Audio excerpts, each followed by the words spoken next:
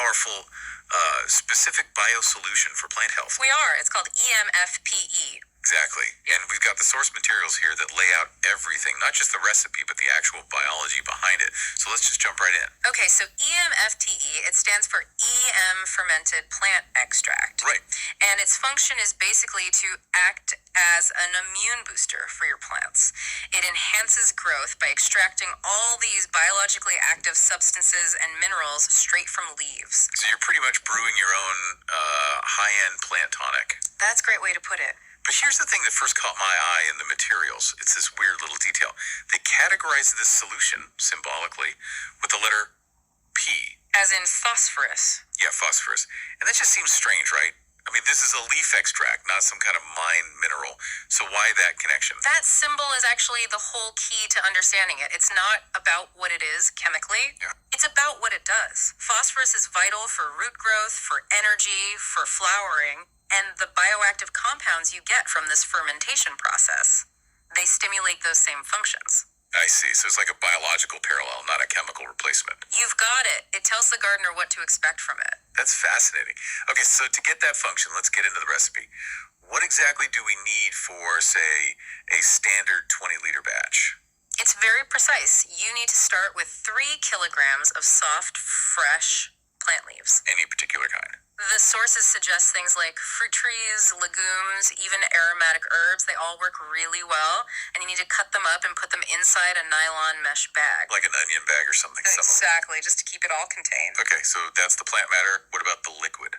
You'll need 14 liters of water, and it's got to be chlorine-free. Right, so the chlorine doesn't kill the microbes. For sure. And then you need the fuel for the fermentation. That's 420 milliliters of molasses and another 420 milliliters of the activator, which is EMES. Okay, EMES, we hear that term a lot.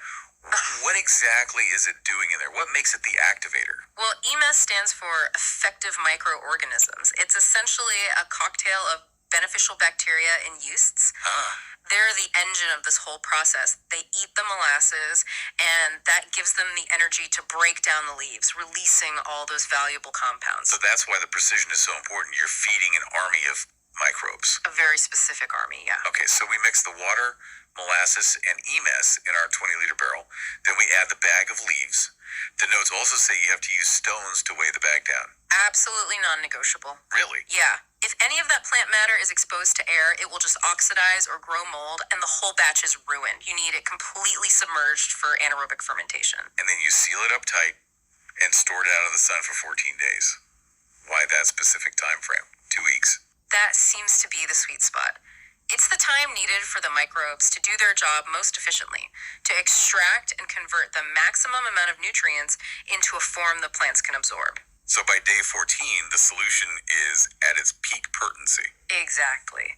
After that, you just transfer the liquid into storage containers. Again, keep them away from sunlight. All right, so for everyone listening who's ready to use this, what's the all-important application rate? It's very diluted. You use 10 milliliters of the extract for every 1 liter of water. Just 10 mils per liter. That's it. It's perfect for both soil irrigation or as a foliar spray directly on the leaves. No risk of burning them. So if we pull back for a second, what we've really done is taken simple leaves and sugar and used a managed microbial process to create this incredibly rich, complex extract. An extract that earns its P symbol by delivering that foundational plant vitality. It's a perfect example of applied microbiology in the garden. It really is. And that leaves me with a final thought for you to consider. If a simple, controlled process like this can unlock so much biological power, how many other traditional gardening methods, like your compost pile, are actually harnessing complex biology without us even realizing it?